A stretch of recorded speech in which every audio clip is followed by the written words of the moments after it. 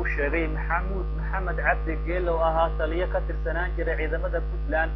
in isaga iyo ciidamadiisa oo gaaraya 410 askari iyo dhowr tiknika ay ku biireen xoogga Sool Sanaag Cayn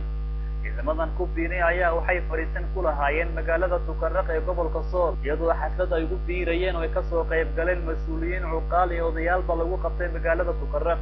afayeenka aaga bari cabdi daahir oo kulankii labada ciidan ku midoobayeen ka hadlay ayaa sheegay in maalmahan la waday sidii loo midayn lahaa ciidamadan wuxuuna si gaar ah ugu mahad celiyay aadan cali ducaale oo ka mid ahaa qurbajooga deegaankan oo si weyn uga qayb qaatay maxamuud foorteen oo ah taliyihii soo wareejiyay tiknikadan iyo ciidamadan ayaa ugu horreyn ammaanay qaabkii loogu soo dhaweeyay biritaanka ciidamada Sool Sanaag Cayn wuxuuna tilmaamay maleeshiyaadka tirada badan ee deegaanka ku sugan in la mideeyo dadkana waa dadkii maamulka Puntland ka tirsanaa horena u dhintay ilaa hadeerna aan maamulka Puntland ka soo bixin laakiin maamulku ka gaabiyay danihii iyo hawlihii saddexda gobol ay lahaayeen taasoo iyada lafteedu sababtay in Puntland iyada lafteedii imika ay cadawiyo ka taag darani ay huliyaan inay ridaan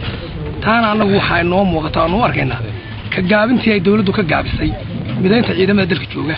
oo ciidamadii qaranka ahaa oo ay ku lumeen aaga bari kol Faysal Maxamed Xasan Falaalug ahna xildhibaan ka tirsan golaha khusuusiga ee Sool Sanaag Cayn ayaa sheegay inay aad ugu faraxsan yihiin isla markaana ay soo dhaweynayaan ciidamadan saddexda gobol ka kooban ku dhacday tafaraaruq ahayd ku kala qaybsanaa midoow ay ku midoobayaan bay ku saabsaneen waxaa jiray ciidamo meesha hore jabhada u ahaa iyagoo aan magaca SSC markaa magaranaysaa sida hadda hoggaanka u samaysmay uusan u samaysmay waxaa jiray kuwa kale oo magaca SSC ah oo Puntland ka tirsanaa jiray kuwa maxay ahaydey yara deegaamada la magacaabay jooga walkooda jamaad ku aaga jiray intii waxaa ka hadlay caaqil ka mid ah cuqaasha deegaankan oo marka hore ka warbixiyay xaaladda deegaanka hadii maanta ciidamada isu yimaadeen iyagoo isku karsoon oo aan maamul bakir ama qaadanay oo hadii ba ku rooyahay cududooda iyo xoolahooda iyo maalkooda iyo dadkooda ku kalsoon haday iyagu midoobeen oo u qalab qaat waa ku faraxsanahay waa soo dhaweynaynaa waa saan sugaynay وسلامينا وودعينا sida ay uga jira oo dibadii gudaba ka jira bilnimadiisa iyo aayihiisa iyo himadadiisuna ay tahay muqaddis